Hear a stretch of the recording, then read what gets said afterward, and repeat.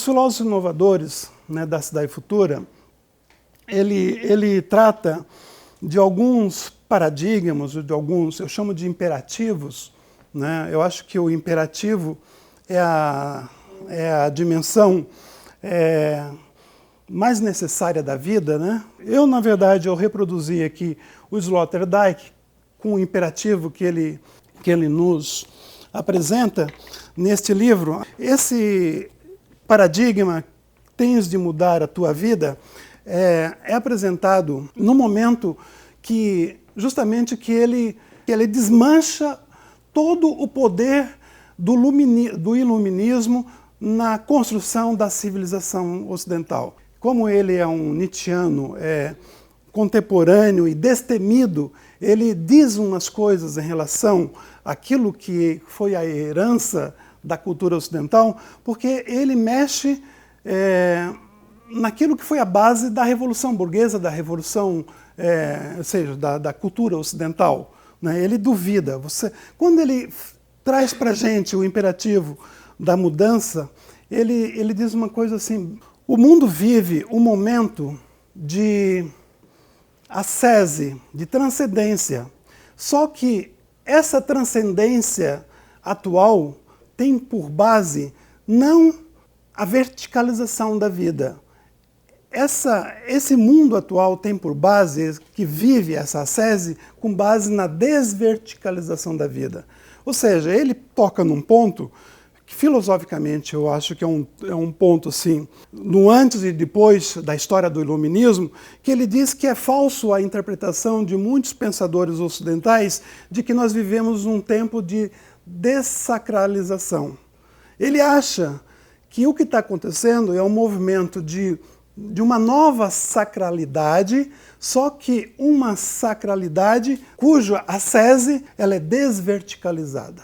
Os fenômenos religiosos, pentecostais, os fenômenos que ele chama de movimento de pós-Deus, ou pós a morte de Deus, esses fenômenos, eles estão hoje acontecendo não tanto por base na presença de uma relação com o mundo transcendental, mas é por conta de uma dimensão da vida que está fazendo com que haja um novo tipo de ascese, um novo tipo de transcendência do indivíduo do nosso tempo. Então o imperativo do Sloterdijk ele é muito forte, ele realmente ele nos apresenta uma nova perspectiva do pensamento ocidental, porque o Sloterdijk ele vai beber no Oriente para repensar o Ocidente, mas sem cair no neo-religioso, nessas dimensões, nessas religiões New Age.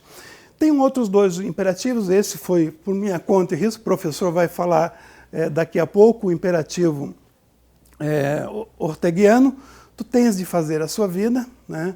Tu tens de criar a tua vida, tu tens de inventar a tua vida. Eu estou chamando esse imperativo educacional como o imperativo da autopoiese, da autocriação. Essa dimensão autopoética eu leio em cada livro, em cada palavra. Mesmo quando o Ortega escreve as suas meditações sobre a técnica, ele aqui faz poesia e faz a clivagem da poesia em relação à técnica.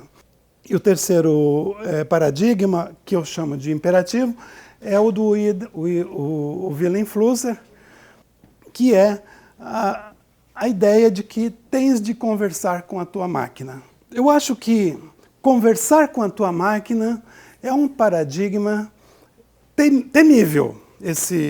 Trabalhar com esta questão do homem conversar com a máquina para, de alguma forma,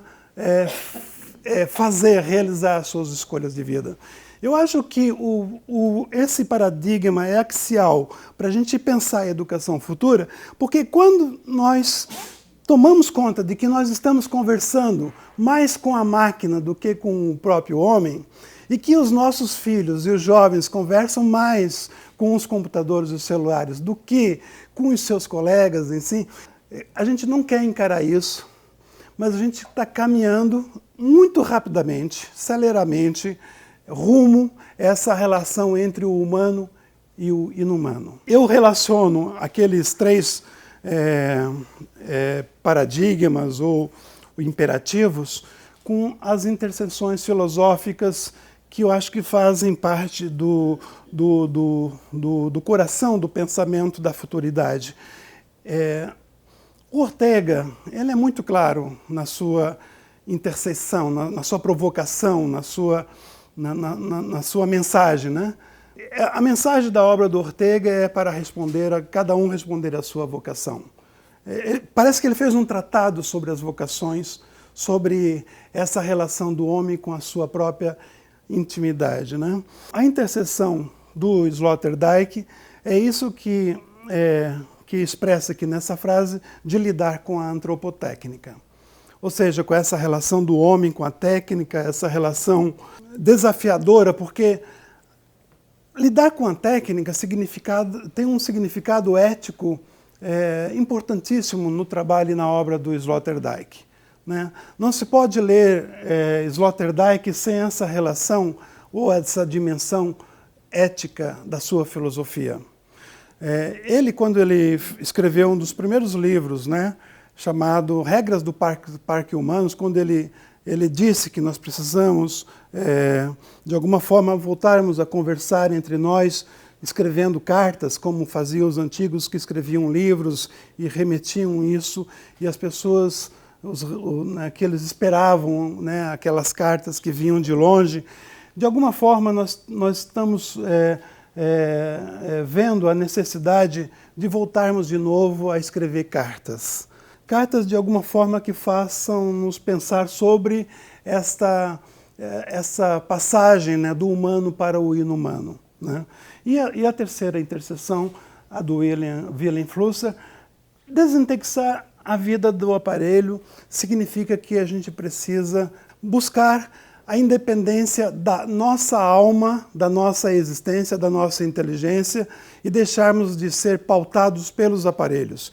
Quando eu digo os aparelhos, eu não digo os instrumentos, eu digo o poder dos bancos de dados que, de alguma forma, produzem e controlam tanto os conteúdos como os meios de circulação dessas técnicas de domínios à distância. Eu acho que nós temos um desafio de perceber que as formas de poder mudaram. As formas de poder não são mais aquelas que nós ainda hoje ensinamos para os nossos alunos sobre a divisão de poderes entre o executivo, o legislativo e o judiciário.